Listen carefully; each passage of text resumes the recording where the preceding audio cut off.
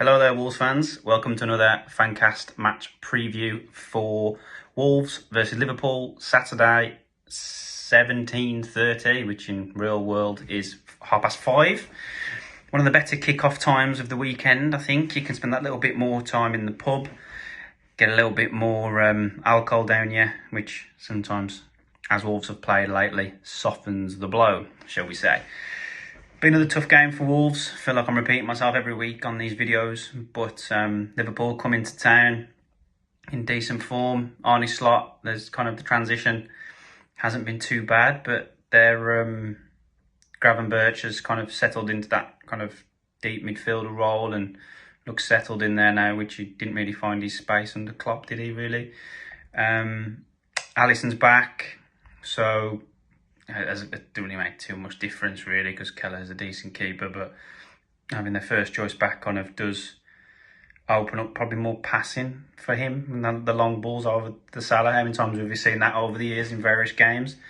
So it'll be a tough game for Wolves. Obviously Diogo's coming back in a bit of form, reading the famous Twitter app that he's hit a bit of form lately for them. Not so much he's getting goals here and there, but his all-round play seems to have got top at the moment, which is always funny when he comes back because he's a little bit like that one that got away. He's the only one really that's properly gone to a new level since he left. We've been quite smart with the recruitment. Well, you could say smart, probably not very smart because we've held on to players too long, so they haven't progressed when they've left. But Jota was definitely one that has kicked on and looks better now. But so if he plays, he'll be good. But then their whole front line, Salah, Diaz, Nunes on the bench, Gakpo, that can hurt you from anywhere. But you know, there's got to have some confidence for Wolves. Obviously, Gary O'Neill's announced today that there's some illness in the camp. Obviously, reconfirmed Mosquera's long-term injury, which is gutting really for the lad. But obviously, Totti, they said they're checking him tomorrow, and then there's a few more illnesses knocking around. And then Liam Keene's released an article that more or less says that Alfie Pond could start if the illness doesn't go away, which proper baptism of fire that is to come in against Liverpool for your Premier League debut. But I'm sure he's buzzing at just the opportunity for it. But for Wolves, I think whoever plays in those centre-back positions is going to be massively important for the outcome of the game. If they look after themselves and equip themselves quite well and keep Liverpool at bay, then we've always got a chance on the counter, which I think that's what we'll probably revert to in kind of play style, that more direct nature with Strand Larsen looking to occupy the defenders, which he did quite well for like kind of some of the Villa game. Obviously that over the top option which he does offer, which is kind of a nice out ball for us to have. So not only can you go up to his chest, but you can also spin them and go in behind, which is always good to have from your striker. But I think, as always, Matheus Cunha, the glue that seems to hold this team together. A few Villa fans, that I've spoke to were a little bit derogatory, shall we say, of his body language as the game progressed. On when we was at Villa Park and how the arms are flapping around, but you know he's still a fairly young man and he's an emotional guy. But he does seem to be the glue that holds the team together. So it would be vitally important that he kind of has a good game tomorrow. For Saturday, obviously depends on when the video goes out, so it'd be vitally important. But I'll be happy with a draw. I'll be happy with a 1-1. We get out somewhere with a point. I will be happy, and then we can maybe try and get a bit of positivity around the place moving into Brentford next week. But yeah, Wolves 1, Liverpool 1. Goal scorer, I go for the big Norwegian, so I'll go for Jurgen Strand Larsen. Have a good weekend, everyone. Enjoy your Saturday uptown, or if you're watching it, have a great weekend, and we'll catch you all very, very soon. Hello, fellow sufferers. I mean, what can we say? It's just, life doesn't get better, does it? I mean, we have our best defender injured for a year, and then there's illness in the camp. Now we have to play a kid who's nowhere near close enough, apparently. Even by Gary O'Neill's own words, didn't expect to be playing Premier League football this season. We're one step away from getting me back, and I've never kicked ball for 20 years. But what do we do? Keep the score down? I think that's the way it's going at the minute. We played well in patches. Everyone knows that. I thought Villa was all right for an hour, and then it collapsed.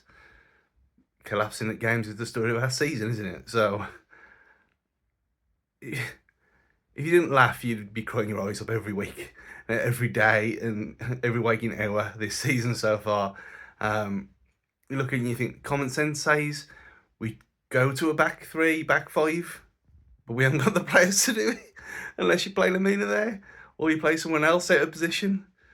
A midfield three is, I said it last week, I don't like it. Joe Gomez has been awful so far this season. He stayed in that video in the summer. He doesn't like being played in a three anyway.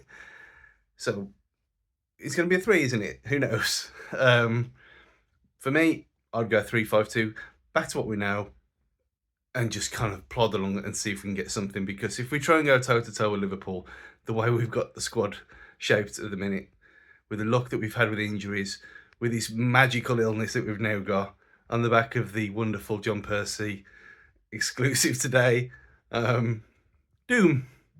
That's all we have. Doom. So another week, another tough game for Wolves. Liverpool at home with more issues with the club, with fitness again. Mascara obviously long-term injury. Totti is potentially a doubt as well, which means potentially Mr. Pond will come in. Alongside, you'd like to think Dawson, which is again solid, but is he ready for the Prem? Guess we'll find out. Yeah, will we go as a back three maybe and bring in Santi if obviously Totti is fit with Dawson? And obviously, I know one of those things that will he change his structure of a back four? You know, Gary O'Neill likes his back four. Doesn't want to change love nor money at the moment. Could see anyone playing in a back four right now rather than playing a back five and being a bit more solid, but it is what it is. Yeah, a bit mental to be honest, but you know, we've got to get on with it as usual and try and support the best we can, but just frustrating. We see obviously the bit of a PR stunt today with the Telegraph and that, looking at all this rubbish about the club again. I mean, the PR for that is just boring now. The fact that we're discounting shirts 5 games into the season is a bit of a shock already, to we say. Yeah, that's mad. Yeah, they might not be selling very well, but there's a reason for that. It's not just because the club's been in a shit position. People didn't want to spend the money. It's tight around the club. Season ticket sales have gone through, you know, obviously too expensive. So, yeah, money isn't want to be spent on shirts. I think the club should have realised that by now, but clearly not, which is a bit of a shame. But again, we're so far disconnected from the club, unlike we were a few years ago. It just seems a bit distracted from other reasons. PSR, obviously they're all stressing about that still, and even though we should be clear with what we've made over the last 2 windows at least, of Kilman and Neto alone is about 90 million, so hopefully that's enough to keep us above the water and not get any points deductions, because we can't really be having minus points by game 7 hopefully. Look ahead for tomorrow's game, obviously. Liverpool, Jesus, yeah, on form as usual. Always been good. Tough team to beat always under new management. Luis Diaz is on fire, which again, he scored more goals this season in his first 5 than he has his 27 last season, which is a bit of a mad stat. Most obviously another threat for them as well, which is a concern. Can we keep them quiet? You know, depending on where we play a back 4 or 5. It's going to be a very, very tricky game. Hopefully we can get a bit of team support with it. But yeah, hit the ground running and basically not have the floodgates open after 20 minutes, which would be nice. Unfortunately, I've gone for a 3-1 defeat still. I just can't see it changing just yet. Liverpool being as good as they are. It's just another tough game in a Prem, but every game's tough, so we just got to see how it goes. At the Wolves. Good afternoon, Wolves fans. We're back again with the pre-match preview for the Liverpool game, 5:30 Saturday night. This is one we're not looking forward to. I think everything at the minute just feels really demoralising. Obviously, today's article I don't think helps with lies and deceit written all over it and PR nonsense to keep us all on side, or try and keep us all on side and keep us all on the side of the players and Gary O'Neill. Obviously openly admitting we was going to get shot of Santi Brenner, and it's big, you know, there's big pressure on him potentially to come in tomorrow and make a difference and fill that hole that Mascara's left with the injury. Obviously it's not a good look, is it? It feels like quite a negative pre-match preview, if I'm honest with you. Like normally, like, oh, I think there's a chance and stuff like that, but I say there's no chance, but I keep thinking we're due a Man City style result from last season. It was about this time last year we had that result against City, so maybe you never know. Obviously, like I say, that article this morning was a lot of PR nonsense to just keep us on side and keep the fans not turning on the team tomorrow, especially if it gets ugly. Obviously, we've had the news today that half the squad, there's a lot of issues with the squad with this virus that's going around, just never getting any luck. There's not an ounce of positivity at the club at the minute. Obviously, it'd be interesting what he's going to do, and I think it's hard to say because you don't know what players are injured / struggling with this virus. Obviously, the rumour is Alfie Pond might be starting, which is, he looks all right against Brighton, but come on now, we're a Premier League side here. We've been established how many years? 7 years, and we're still doing this nonsense of putting kids in big games. So, it's just one of them things. Obviously, it'd be interesting to see if he does go to 5 at the back to protect the players, especially if Dawson and Pond are in. I could see that. Maybe like playing, he might play Doherty in there, or play Semedo in the back 3, and then have Doherty push further ahead, or Lima or something like that. Obviously, it's going to be a tough one tomorrow. I really don't fancy it one bit. I feel like no Wolves don't fancy it at the minute. I'm seeing rumours on Twitter like 17-0 losses and stuff like that, which I think obviously is a bit of a head loss, but you can see where they're coming from. Prediction for tomorrow, I'm going to go 3-1 to Liverpool, as much as I don't want to, because I've got family ties with Liverpool. I just can't see it. I can't even see us getting a point. I think I'll be happy with a goal and just a bit of a spirited performance. Obviously, please keep checking out the Wolves Fancast, all the socials, the channel, everything, Please keep supporting us. We do really appreciate it. And have a good weekend. Come on, you Wolves. Good evening, good morning, whatever time it is. Wolves and Fancast fans, as we look forward to tomorrow's game, here at Fancast Towers, we've been buzzing with the news around the John Percy article. Don't know if you've read it, but if you haven't had a chance, get to it. It seems as though that the management team, not Richard Hobbs, he wishes, Matt Hobbs and the rest of them are very much wedded to this idea of us having a back four, which I know we're all bored about talking, but we'll do it anyway. So some of the quotes that seem to stick out like a sore thumb are things like Matt Hobbs directly addressing the fans' thoughts on what we pretty much all think is that we're a centre-back short, and essentially saying, nah, we always planned it this way. We planned not to replace Kilman. We planned not to get another one in because we had enough for this back four. With respect and a shout out to an old fanzine that's a load of bull, because we definitely are a centre back short. There can't be the rumours that were circulating today that Totti is taking fitness tests and trying to get back in shape, or that Alfie Pond might have to step up into the breach. I think bloodying an unknown 21-year-old against Liverpool is a real sink or swim moment for him. And although careers aren't built on just one game, sometimes impressions are, and impressions can last, can't they? So we definitely are a centre-back short. You can't legislate for Mosquera's injury, but I think we knew before then we were a centre-back short. So looking to tomorrow's game, Totti's pace, recovery speed, if he is fit, could be essential, especially if we're going to stick to this back four, where we know, especially this year, Ryan Nouri's been found wanting at times defensively. Something that Totti brings is the natural left-footed, natural speed that might be needed to get over to cover people like Salah and other people that might break out to their right, our left. But what we have seen in the past, though, from Nouri, and let's not forget and not get it twisted, is that against some of the best wingers, Saka, Salah, for example, he has done a good job. So it's not all doom and gloom, but he does need to be switched on. Personally, I'd go for a back three with Santi, Totti if he's fit, and Dawson. But I'm an advocate for the back three regardless. But where we seem to have this weird hoodoo, whether we play it or whether we don't.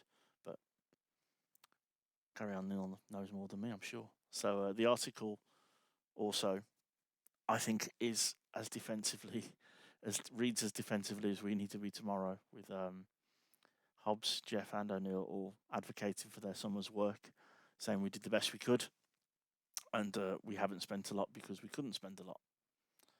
Liverpool have hit the ground running in the main under their new manager, and I think it's only the Forest game, isn't it, where they've been didn't have a chance to, or didn't put the ball in the back of the net, and they've obviously got threats all over the pitch.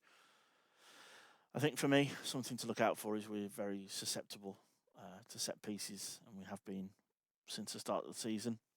Even with the new set piece coach, shout out Stu, who's an advocate for the fact that we seem to have got worse since bringing in this set piece guy.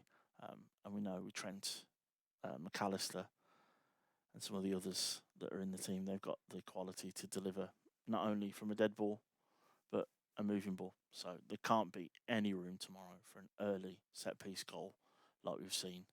There can't be another Chelsea debacle, for example, where we just let their centre forward go at the back post. Threats obviously there from Salah, Jota, Diaz, and the captain chaos that is Darwin Núñez. I think looking at it from our point of view, where we might be able to gain some traction using our strength, we might need to try our best to occupy their midfield. Cunha needs to drive with the ball like we know he can, come a bit deeper maybe, and drive with the ball and get runners in around him. Try and maybe get Aït-Nouri to get in the space that Trent's going to inevitably leave when he meanders into midfield like we know he does. And Strand Larsen's got to do his best to occupy Van Dijk and whichever centre-back is put next to him. I think the positive we have that in all games this year we've looked a threat and we've beaten this type of opposition before. I mean, we don't have to go too far back to remember a 3-0 that no one predicted. So I'm hoping for a solid start to the game. And a big thing is not to fade after 65 minutes. And let's go for an Andre and Ballon Dawson masterclass. And I'll predict a 1-1. And if I was listening to my heart, I'd say 2-1, but I won't. So I'm going to say let's go for 1-1 and everything's crossed. Hello, Fancast viewers and listeners. Just Eddie here, popping up a quick video for my thoughts on tomorrow night's game against Liverpool. Well, I mean, as everyone will say on this video, I'm sure, obviously it's an incredibly tough fixture. Even a full-strength Wolves team, even a Wolves team of 2018, 2019, you know, with prime Neves, Raul, Moutinho, would struggle against any Liverpool outfit from the last sort of 10 years, really. You know, slots come in and they're not exactly getting weaker. They're looking very strong. And, you know, they've got players like Salah firing all cylinders. They've got Jota, who's just got 2 in the Cup in the week. So you might back him to come against us, as our former players seem to do, and bang the goals in. And then, obviously, we've got players like Diaz and a plethora of attacking talent for them, which is something that Wolves are lacking at the moment. In terms of how we line up, we've been hearing today that there's a illness crisis going around Molineux, which is pretty much the last thing we need when we've got a threadbare defence as it is. We're hearing Craig Dawson didn't train today, who's been our most consistent, solid, dependable defender in our back four that Gary O'Neill's been playing most of the season so far in the opening 5 or 4 of those 5 games. And good news is, though, however, Totti is training again, and there's been a lot of talk about is he good enough? You know, can he work in a back 4? And my money is he is good enough. Obviously, he's come under intense scrutiny this season so far for the poor opening fixtures. But for me, he was one of our better players last season. You know, he's still young. He's got learning to do. Obviously, we saw him last season in a back 5. And a big talking point for this game and for Gary is if he's going to stick to that system, which he's been rigidly using for most of our games so far, or if he's going to change to a back 5 with 3 centre-backs, which would give us Totti. It would give us possibly Santi Bueno and maybe even Alfie Pond, could you believe, if Dawson's not fit. And my money says yes. You know, we've got to be reactive. Gary O'Neill, it's good that he has a system, a strategy. It's good that he has a tactic and a belief in how he wants to play. It's good he wants to play attacking football. No one can argue with that. But the best managers are malleable. The best managers are flexible, and the best managers can change. They can strat and they can counter strat, and they can realise that against Liverpool, home or away, it's going to be a tough fixture.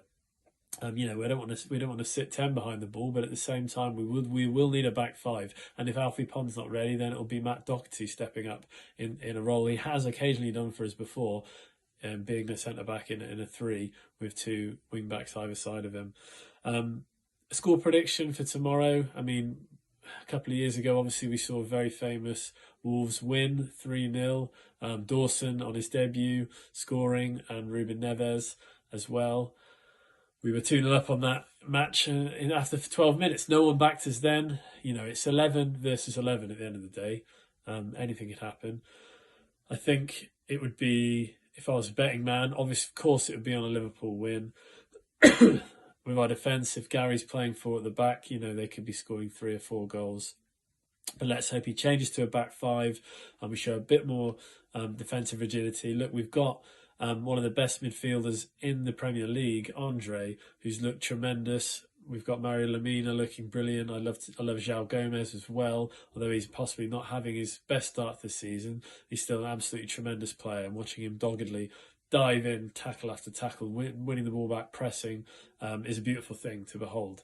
So we'll have 5 at the back, a bit of defensive structure, and let's hope, Larson, I'm sure he'll start, I'm sure he'll play, and Cunha and do the job up front. Whether Larson's good enough for the Premier League, it remains to be seen.